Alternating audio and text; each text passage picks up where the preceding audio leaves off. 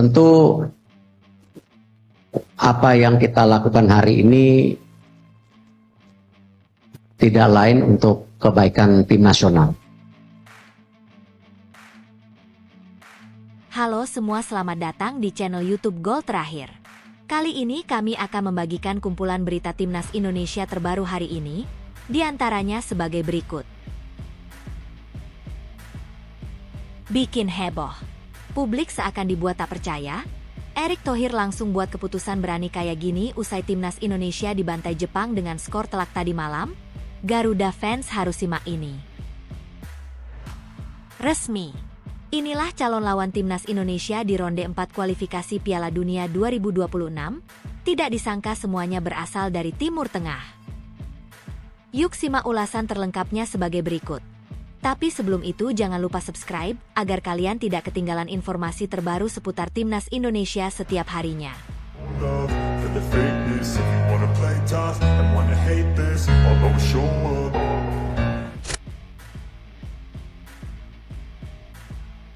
Bikin heboh.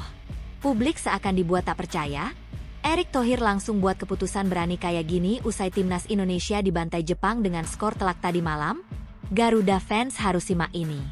Kekalahan telak 6-0 Timnas Indonesia dari Jepang pada laga pamungkas putaran ketiga kualifikasi Piala Dunia 2026 zona Asia di Suita City Football Stadium, Osaka, Selasa, 10 Juni 2025, menjadi pukulan berat bagi pecinta sepak bola tanah air. Gawang Indonesia, yang dikawal Emil Audero, dibobol Daichi Kamada, menit 15, 45-6, Takefusa Kubo, menit 19, Ryoya Morishita, menit 55, Shuto Machino, menit 58, dan Mao Hosoya, menit 80. Skuad Garuda tak mampu mencatatkan satupun tembakan ke arah gawang, memperlihatkan ketimpangan kualitas yang mencolok. Kekalahan ini menambah daftar hasil buruk di laga tandang dan memicu spekulasi tentang masa depan pelatih Patrick Kluivert, yang menggantikan Shin Tae-yong pada Januari 2025. Dengan tagar Kluivert out dan kembalikan Shin ramai di platform X, publik mempertanyakan, akankah Ketua Umum PSSI Erick Thohir memecat Kluivert, sesuai janji PSSI saat mengganti Shin demi target Piala Dunia 2026? Jepang, yang sudah memastikan lolos sebagai juara grup C dengan 20 poin, tampil dominan dengan penguasaan bola 66% dan 13 tembakan. 6 diantaranya tepat sasaran. Indonesia, yang berada di peringkat keempat dengan 12 poin, hanya bisa bertahan di bawah tekanan. Formasi 3-4-3 yang diterapkan Kluivert dianggap gegabah, dengan pendekatan menyerang yang tak realistis melawan tim berperingkat 15 dunia. Gol pembuka Kamada dari sundulan memanfaatkan umpan silang Shunsuke Mito menunjukkan rapuhnya pertahanan Indonesia, diperparah absennya Rizky Ridho karena cedera otot hamstring. Gol Kubo di menit ke-19 lahir dari kemelut yang gagal diantisipasi, dan gol kedua Kamada di injury time babak pertama memperlihatkan lemahnya koordinasi lini belakang. Babak kedua semakin buruk, dengan 3 gol tambahan yang menggenapi mimpi buruk di Osaka. Kekalahan ini memperpanjang catatan buruk Indonesia di laga tandang, hanya meraih 2 poin dari 5 pertandingan away di putaran ketiga. Meski sudah lolos ke putaran keempat berkat kemenangan atas Cina pada 5 Juni 2025, performa melawan Jepang memicu gelombang kritik. Di platform X, supporter menyuarakan kekecewaan dengan tagar Kluivert out, menilai strategi pelatih asal Belanda itu gagal membawa tim ke level yang diharapkan.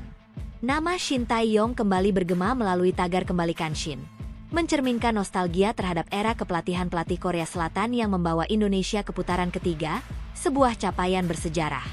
Klasemen akhir grup C menempatkan Jepang di puncak, 20 poin.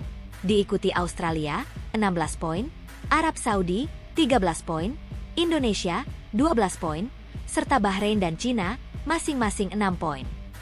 Perjalanan Indonesia di putaran ketiga diawali hasil imbang 1-1 melawan Arab Saudi, imbang 0-0 kontra Australia, imbang 2-2 di markas Bahrain, dan kekalahan 1-2 dari Cina. Kekalahan telak 0-4 dari Jepang di Jakarta pada November 2024 menjadi titik terendah, sebelum bangkit dengan kemenangan 2-0 atas Arab Saudi, 1-0 atas Bahrain, dan 1-0 atas Cina. Namun, kemenangan atas Bahrain dan Cina menuai kritik karena hasilnya minim dan bergantung pada momen krusial. Kemenangan 1-0 atas Bahrain pada 25 Maret 2025 di Stadion Utama Gelora Bung Karno, SUGBK, Jakarta, misalnya, hanya dihasilkan melalui gol tunggal Ula Romeni di menit ke-24, memanfaatkan umpan Marcelino Ferdinand. Meski penting untuk menjaga posisi di peringkat keempat, pengamat sepak bola Muhammad Kusnaeni menilai permainan Indonesia kurang meyakinkan, dengan lini depan yang kesulitan menciptakan peluang matang. Kemenangan ini krusial, tapi kita harus jujur, permainan tim belum menunjukkan konsistensi. Hanya 1 gol dari skema terbuka melawan Bahrain menunjukkan ada masalah di kreativitas serangan, ujar Kusnaeni, seperti dikutip Tempo. Netizen di X juga mengkritik, dengan akun Rianaidil menulis, sekelas Bahrain hanya menang 1-0 dengan skuad mewah ini. Pola permainan masih tidak jelas. Kemenangan 1-0 atas Cina pada 5 Juni 2025 di SUGBK juga tak lepas dari sorotan. Gol tunggal Ula Romeni dari eksekusi penalti di menit ke-43, setelah Ricky Kambuaya dilanggar di kotak penalti, menjadi penentu kemenangan. Meski memastikan lolos ke putaran keempat, hasil ini dianggap kurang memuaskan karena ketergantungan pada penalti dan minimnya peluang terbuka. Bola.com mencatat bahwa Indonesia hanya menghasilkan 2 tembakan tepat sasaran, dengan 1 diantaranya tidak membahayakan kiper Cina. Netizen di X seperti Angga Logica menyatakan, lawan Cina buntu dan minim kreasi, di luar gol penalti cuma 2 shot on target, itu pun 1 ke arah kiper. Akun RBMZD menambahkan, menang atas Cina dari penalti bukan hal membanggakan. Finishing dan positioning lini depan masih kurang. Kritik ini mempertegas sorotan terhadap Kluivert. Berbeda dengan Shin Tae-yong, yang dikenal dengan pendekatan pragmatis dan pertahanan solid saat melawan tim besar, Kluivert menerapkan gaya menyerang yang dianggap tak sesuai dengan kualitas lawan seperti Jepang. Shin pernah menegaskan pentingnya hasil imbang melawan tim elit untuk menjaga peluang, seperti saat mengalahkan Cina 1-0 tanpa penalti. Pendekatan Kluivert justru membuat Indonesia kebobolan 10 gol dalam 2 laga melawan Jepang, 0-4 di Jakarta, 0-6 di Osaka. Pemilihan pemain seperti Joey Pelupesi dan Dean James sebagai starter di laga Jepang, serta absennya Rizky Ridho starting 11, juga dianggap melemahkan kekompakan. Lini tengah Tom Haye dan Pelupesi kalah duel melawan Wataru Endo dan Kai Susano, sementara lini depan dengan Beckham Putra, Yance Sayuri, dan Ula Romeni tak menghasilkan ancaman. Kontroversi pemecatan Shin pada Januari 2025 kembali mencuat. Erick Thohir saat itu menyebut taktik Shin kurang memenuhi ekspektasi, terutama setelah kekalahan dari Cina, dan memilih Kluivert untuk membawa visi Piala Dunia 2026. Kami butuh pelatih dengan pengalaman besar. Kluivert bisa membawa Indonesia ke level berikutnya, ujar Erick. Namun, hasil buruk melawan Jepang dan kritik atas kemenangan minim melawan Bahrain dan Cina membuat publik mempertanyakan keputusan ini. Shin dipecat karena kalah tipis. Tapi Kluivert kebobolan 6-0 kok masih aman? Tulis akun MGZR03 di X. Hingga kini, Erick belum mengeluarkan pernyataan resmi soal nasib Kluivert. Ia justru mengajak supporter tetap mendukung tim. Mari terus mencintai Garuda. Perjalanan menuju Piala Dunia masih panjang, tulisnya di media sosial. Sikap ini kontras dengan ketegasannya saat memecat Shin, memicu tuduhan standar ganda. Kalau Erick konsisten, Kluivert harusnya sudah packing. Cuit akun Hyun_den. Media seperti Kompas menyoroti kegagalan Kluivert membaca kekuatan lawan, dengan analis Tommy Welly menekankan perlunya kembali ke pendekatan realistis. Jepang level dunia.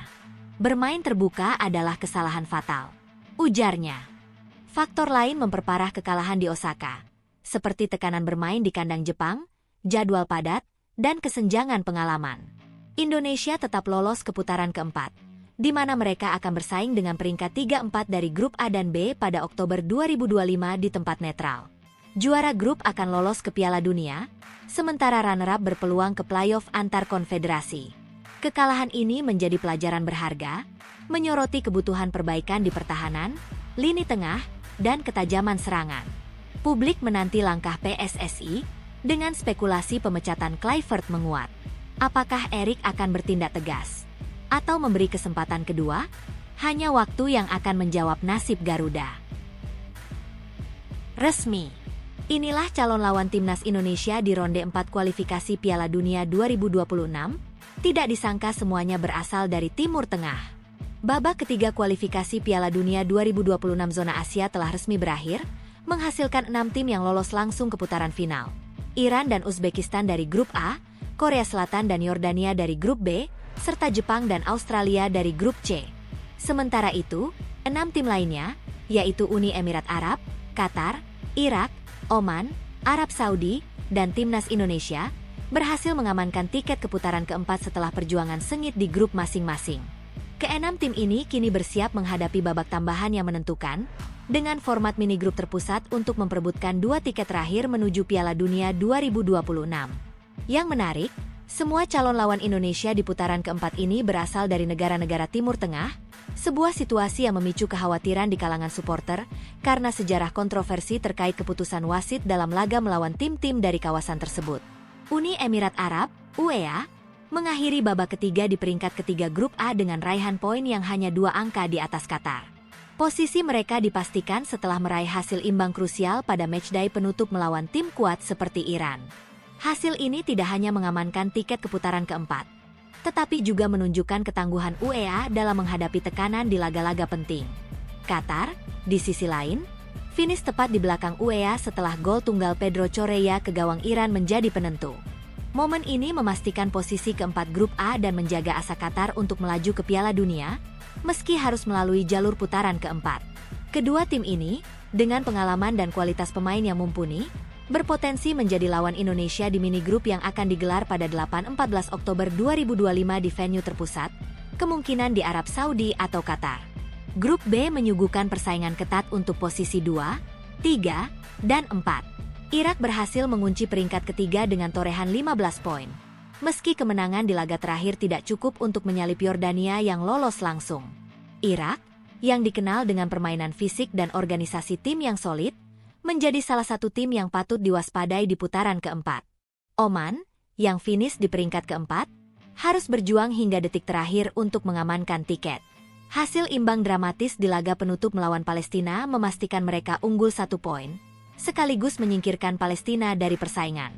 Oman, meski sering dianggap underdog, memiliki kemampuan untuk mengejutkan, terutama dengan permainan bertahan yang disiplin dan serangan balik yang cepat. Di grup C, dinamika persaingan tak kalah sengit. Arab Saudi, yang sempat dijagokan untuk lolos langsung, harus puas finish di peringkat ketiga setelah kalah dari Australia pada matchday terakhir. Kekalahan ini membuat mereka gagal mengamankan tiket otomatis dan kini harus bertarung di putaran keempat. Arab Saudi, dengan sumber daya finansial yang besar dan skuad yang diperkuat pemain berpengalaman, tetap menjadi ancaman serius. Timnas Indonesia, yang menjadi kuda hitam di grup ini, berhasil mengamankan posisi keempat dengan 12 poin. Kemenangan 1-0 atas Cina di Stadion Utama Gelora Bung Karno, SUGBK, Jakarta, melalui gol penalti Ula Romeni pada menit ke-43, menjadi momen krusial yang memastikan lolosnya Indonesia, sekaligus menyingkirkan Bahrain dan Cina dari persaingan. Keberhasilan Indonesia lolos ke putaran keempat disambut sukacita oleh supporter. Sebagaimana diungkapkan Ketua Umum PSSI Erick Thohir melalui akun media sosialnya, "Alhamdulillah, kemenangan atas Cina dan kekalahan Bahrain dari Arab Saudi memastikan langkah kita ke babak 4 kualifikasi Piala Dunia 2026 zona Asia." Namun, euforia ini bercampur dengan kekhawatiran, mengingat semua calon lawan di putaran keempat berasal dari Timur Tengah, sebuah kawasan yang kerap dikaitkan dengan kontroversi keputusan wasit dalam laga-laga sebelumnya melawan Indonesia. Sesuai regulasi AFC dan FIFA, putaran keempat akan mempertemukan 6 tim dari peringkat 3 dan 4 masing-masing grup babak ketiga. Tim-tim ini akan dibagi menjadi 2 grup mini, masing-masing berisi 3 tim, yang akan bertanding dalam format single round robin. Drawing untuk fase ini dijadwalkan pada 17 Juli 2025, dengan pertandingan digelar pada 8, 11, dan 14 Oktober 2025 di lokasi netral, kemungkinan di Arab Saudi atau Qatar.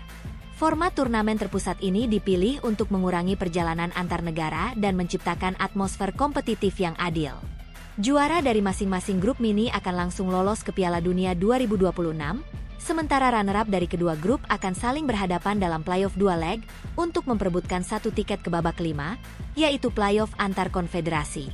Berdasarkan pembagian pot untuk drawing, Timnas Indonesia masuk ke pot 3 bersama Oman, sementara Arab Saudi dan Qatar berada di pot 1, serta Irak dan UEA di pot 2. Ini berarti Indonesia berpotensi menghadapi kombinasi seperti Arab Saudi atau Qatar dari pot 1, serta Irak atau UEA dari pot 2. Situasi ini menempatkan Indonesia dalam posisi yang menantang, mengingat semua lawan memiliki pengalaman dan kualitas yang lebih mapan di level internasional. Presiden Prabowo Subianto, yang mengundang skuad Garuda untuk makan siang di kediamannya pada 6 Juni 2025, memberikan pesan semangat, teruslah berjuang. Kalian adalah kebanggaan bangsa. Hadapi tantangan di putaran keempat dengan penuh percaya diri. Namun, tantangan Indonesia tidak hanya soal kualitas lawan, tetapi juga sejarah kontroversi terkait keputusan wasit saat melawan tim-tim Timur Tengah. Salah satu insiden yang masih membekas adalah laga melawan Bahrain pada 10 Oktober 2024 di Bahrain National Stadium, yang berakhir imbang 2-2. Indonesia sempat unggul 2-1 melalui gol Rafael Struijk di menit ke-74. Tetapi wasit Ahmed Alkaf asal Oman memberikan tambahan waktu hingga menit ke-99, meski waktu injury time resmi hanya 6 menit. Gol penyama kedudukan Bahrain oleh Mohamed Marhon di menit ke-99 memicu kemarahan pelatih Shin Tae-yong dan supporter, yang menilai keputusan wasit tidak adil. Keputusan wasit sangat merugikan kami. Ini bukan pertama kalinya, ujar Shin pasca pertandingan, seperti dikutip Kompasiana. Coach Justin, seorang pengamat sepak bola, bahkan menyebut kecurangan ini terstruktur, dengan menyatakan bahwa negara-negara Timur Tengah berambisi mengamankan jatah tiket Piala Dunia untuk kawasan mereka. Kejadian serupa juga terjadi di laga-laga sebelumnya. Pada kualifikasi Piala Dunia 2022 melawan Yordania, keputusan wasit asal Timur Tengah dinilai merugikan Indonesia dengan pemberian penalti kontroversial dan kartu merah yang dianggap berlebihan. Supporter di platform X ramai menyuarakan kekecewaan, dengan akun Idextratime menulis, "Wasit Timur Tengah lagi? Indonesia dirampok poin lagi. AFC harus lebih transparan." Pengamat sepak bola di liputan6.com menyoroti bahwa insiden seperti ini memicu spekulasi bahwa Indonesia dan tim berkembang seperti Uzbekistan sengaja dilemahkan untuk menguntungkan tim-tim Timur Tengah yang ingin mendominasi jatah tiket Piala Dunia. Kekhawatiran ini semakin relevan mengingat putaran keempat akan digelar di venue netral yang kemungkinan besar berada di Timur Tengah, seperti Arab Saudi atau Qatar. Okezone Bola melaporkan bahwa AFC cenderung memilih negara-negara Asia Barat sebagai tuan rumah, yang memicu kekhawatiran akan potensi kecurangan. Erick Thohir menanggapi isu ini dengan menyerukan fokus pada performa di lapangan. Kita harus main bagus, cetak gol, dan tunjukkan performa terbaik. Kalau ada kecurangan, itu akan ketahuan. Jangan mengeluh, tapi buktikan kita kuat. Tegasnya, seperti dikutip inews.id. Untuk mengantisipasi, PSSI telah menjadwalkan uji coba melawan Kuwait dan Lebanon pada September 2025 sebagai persiapan menghadapi gaya permainan tim-tim Timur Tengah. Meski menghadapi tantangan berat, Indonesia memiliki peluang untuk mengejutkan. Kemenangan atas Cina dan Bahrain di babak ketiga menunjukkan bahwa skuad asuhan Patrick Kluivert mampu bersaing jika tampil maksimal. Namun, supporter tetap was-was, terutama setelah pengalaman pahit melawan Bahrain. Kita harus ekstra hati-hati di putaran keempat. Jangan sampai dicurangi lagi seperti lawan Bahrain. Tulis akun Garuda Mania di X. AFC sendiri telah didesak untuk meningkatkan transparansi dalam penunjukan wasit, dengan saran menggunakan wasit netral dari luar kawasan Timur Tengah untuk meminimalkan bias. Daftar tim yang lolos langsung ke Piala Dunia 2026 dari babak ketiga adalah Iran, Uzbekistan, Korea Selatan, Yordania, Jepang, dan Australia. Sementara itu, tim-tim yang melaju ke putaran keempat adalah Uni Emirat Arab, Qatar, Grup A, Irak, Oman, Grup B, serta Arab Saudi dan Timnas Indonesia, Grup C.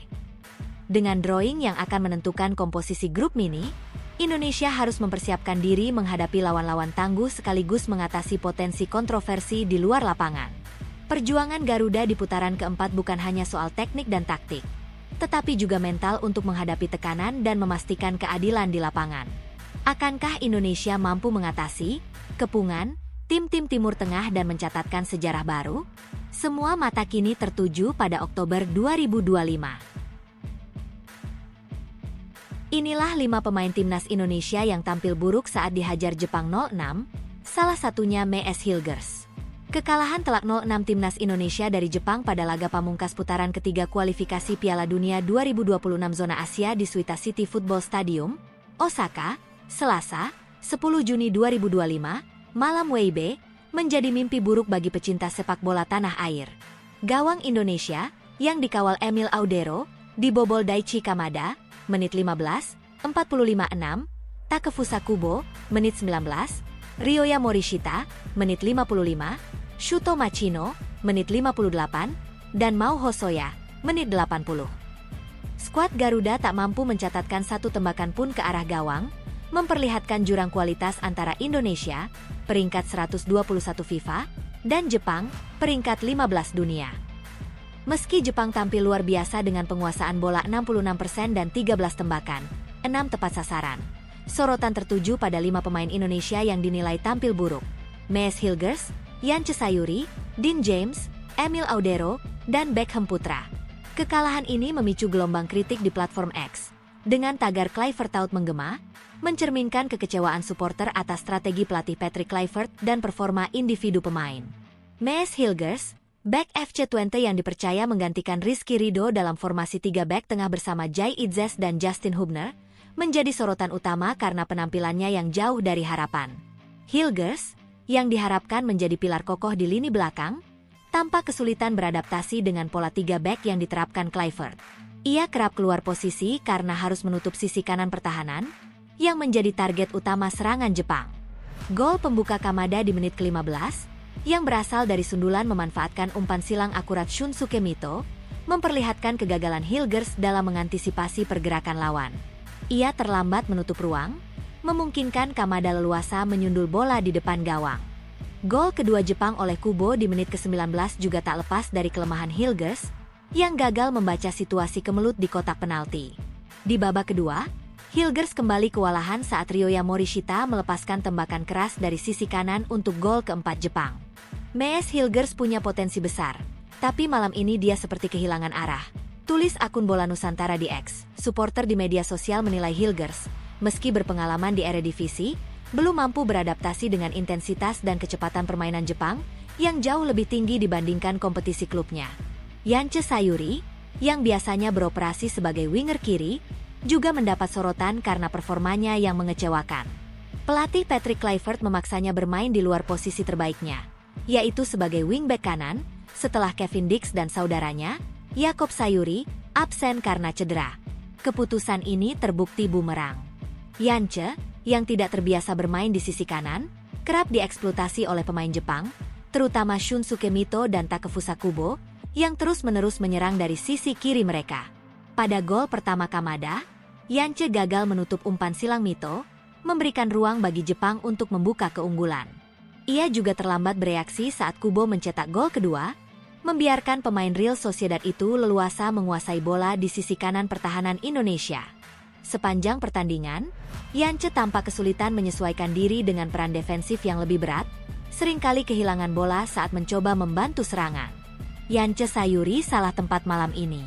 Wingback bukan posisinya.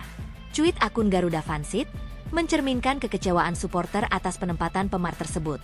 Dean James, yang mengisi posisi wingback kiri menggantikan Kelvin Verdong, juga tak mampu menunjukkan performa terbaiknya. James, yang diharapkan memberikan keseimbangan di sisi kiri baik dalam bertahan maupun menyerang, justru tampil di bawah standar. Ia beberapa kali kehilangan bola di area berbahaya, memungkinkan Jepang melancarkan serangan balik cepat. Salah satu momen krusial adalah saat ia gagal menghentikan pergerakan Junosuke Suzuki, yang memberikan assist untuk gol ketiga Jepang oleh Kamada di injury time babak pertama. James juga kesulitan dalam transisi serangan, seringkali gagal mengirimkan umpan akurat ke lini depan. Umpan-umpannya kerap dipotong oleh gelandang Jepang seperti Wataru Endo, membuat Indonesia kehilangan momentum. Dean James seperti bermain tanpa kompas.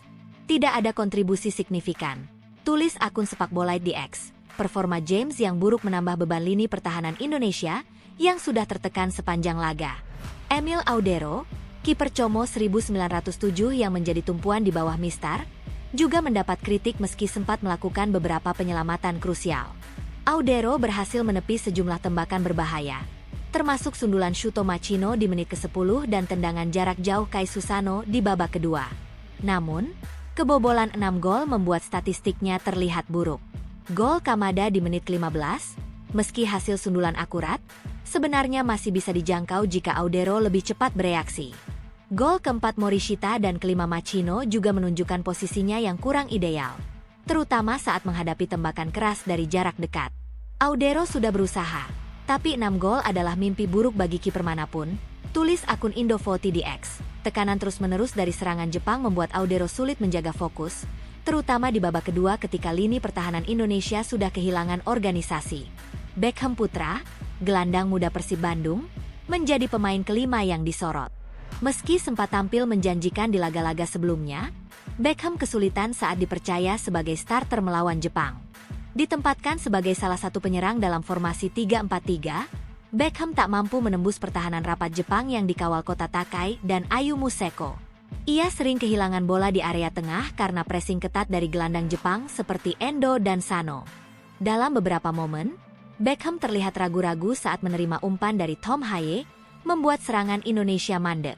Beckham Putra belum siap untuk level seperti Jepang. Dia butuh waktu, cuit akun Bola Maniaid. Performa buruk Beckham mencerminkan kesulitan keseluruhan lini depan Indonesia yang gagal menciptakan peluang sepanjang 90 menit. Kekalahan ini menyoroti ketimpangan kualitas dan strategi yang kurang tepat. Formasi 3-4-3 Kluivert, yang mengedepankan permainan menyerang, dianggap terlalu berisiko melawan Jepang, yang dikenal dengan permainan cepat dan akurat. Lini tengah Indonesia, yang diisi Tom Haye dan Joey Pelupesi, juga tak mampu mengimbangi intensitas Wataru Endo dan Kai Susano, membuat Jepang leluasa mengontrol permainan. Pelatih Patrick Kluivert, dalam konferensi pers pasca pertandingan, mengakui dominasi Jepang. Mereka bermain di level yang sangat tinggi. Kami belajar banyak dari laga ini, ujarnya, seperti dikutip bola.com. Namun, pernyataan ini tak meredam kekecewaan supporter, yang menilai keputusan taktisnya sebagai penyebab utama kekalahan telak. Di media sosial, supporter menyuarakan frustrasi atas performa individu dan kolektif tim. Lini belakang amburadul, lini tengah hilang, lini depan mati kutu. Ini bukan timnas yang kita kenal, tulis akun Garuda Lovers. Beberapa pengguna X juga menyoroti kurangnya chemistry di antara pemain diaspora seperti Hilgers, James, dan Audero dengan pemain lokal seperti Yance dan Beckham. Pemain diaspora belum nyatu dengan tim. Jepang manfaatin ini dengan cerdas. Cuit akun Voti Indo. Atmosfer di Suita City Stadium, yang dipenuhi supporter Jepang, turut menambah tekanan bagi skuad Garuda, yang tampak kehilangan kepercayaan diri sejak menit-menit awal. Pertandingan ini juga menunjukkan tantangan besar bagi Indonesia dalam menghadapi tim dengan level teknis dan fisik yang jauh lebih tinggi. Jepang, di bawah asuhan Hajime Moriyasu, memanfaatkan kedalaman skuad mereka dengan rotasi pemain seperti Morishita dan Hosoya, yang tetap mampu memberikan dampak signifikan. Sementara itu, Indonesia kesulitan menyesuaikan diri dengan ritme permainan yang cepat, terutama di babak kedua ketika stamina pemain mulai menurun. Jepang bermain seperti mesin. Kami tak punya jawaban, tulis akun Sepak Bola Nusantara, merangkum dominasi tuan rumah.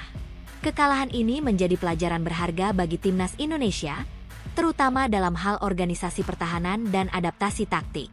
Performa buruk Hilgers, Yance, James, Audero, dan Beckham mencerminkan tantangan besar dalam menghadapi tim elit Asia. Supporter berharap pelatih Patrick Kluivert dapat memperbaiki strategi dan memaksimalkan potensi pemain di laga-laga mendatang. Dengan tagar Kluivert Out yang terus menggema, tekanan kini ada pada pelatih asal Belanda itu untuk membuktikan bahwa kekalahan ini hanyalah batu sandung dalam perjalanan panjang menuju Piala Dunia 2026. Pakai bahasa Spanyol, begini kata bintang Jepang Takefusa Kubo usai Jepang bantai timnas Indonesia, doakan skuad Garuda susul Jepang ke Piala Dunia 2026. Dalam bahasa Spanyol, Takefusa Kubo mendoakan timnas Indonesia agar meraih hasil terbaik di babak kualifikasi sehingga bisa lolos ke Piala Dunia 2026. Kiprah timnas Indonesia pada putaran ketiga kualifikasi Piala Dunia 2026 zona Asia berakhir anti klimaks. Setelah berhasil menang dengan skor identik 1-0 atas Bahrain dan Cina, anak asuh Patrick Kluivert digilas Jepang pada matchday pamungkas grup C di Stadion Suita, Selasa, 10 Juni 2025. Emil Audero yang berdiri di bawah Mister Indonesia harus 6 kali memungut bola dari gawangnya.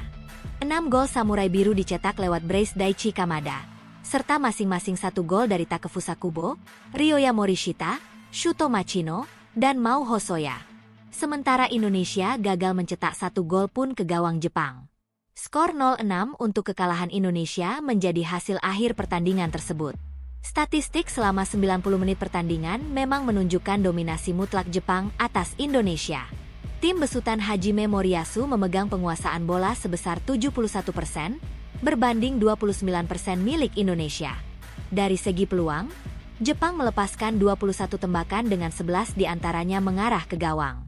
Adapun Jai Itzes dan kawan-kawan gagal menciptakan peluang satupun. Hasil ini tak memengaruhi kelolosan Indonesia ke ronde keempat. Mereka sudah dipastikan finish di posisi 4 besar sejak matchday sebelumnya. Dengan total 12 poin yang sudah dikumpulkan, posisi Indonesia tidak bisa dikejar oleh Bahrain dan Cina yang berada di bawahnya. Sementara itu, Jepang, yang telah menggenggam tiket keputaran final Piala Dunia 2026, semakin kokoh di puncak klasemen dengan raihan 23 poin dari 10 kali main. Usai pertandingan, bintang timnas Jepang, Takefusa Kubo, melakoni sejumlah wawancara. Yang menarik ketika winger Real Sociedad itu diinterview oleh salah satu media Spanyol. Mengingat pertanyaan yang diberikan dalam bahasa Spanyol, Kubo pun menjawabnya dengan bahasa Spanyol juga. Kubo mengaku bahwa laga ini berjalan sulit bagi timnya meskipun memetik kemenangan telak. Ex-pemain Real Madrid itu juga berharap Indonesia mampu meraih hasil terbaik pada ronde selanjutnya, sehingga bisa menyusul Jepang ke Piala Dunia 2026. Ya, ini adalah pertandingan yang sulit, kata Kubo. Setelah kami mencetak gol pertama, Indonesia mulai bermain sedikit melambat. Perlahan demi perlahan, jadi terasa lebih mudah bagi kami. Tapi faktanya, mereka adalah lawan yang sulit. Mereka berkembang dengan sangat pesat dan saya berharap mereka sukses di babak playoff. Saya berharap yang terbaik untuk mereka, tutur winger berusia 24 tahun itu menambahkan.